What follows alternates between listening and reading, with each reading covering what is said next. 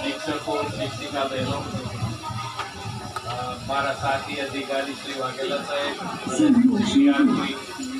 CRC Shivabhai, विद्यार्थियों भाईओ और बहनों અને આ બહેનો,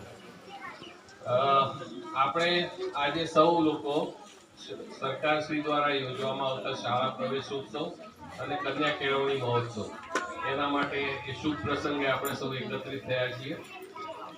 રાજ્ય સરકાર દ્વારા છેલ્લા 21 વર્ષથી શાળા પ્રવેશોત્સવ અને કન્યા કેળવણી મહોત્સવનું આયોજન કરવામાં આવે છે। આ 21મું વર્ષ છે।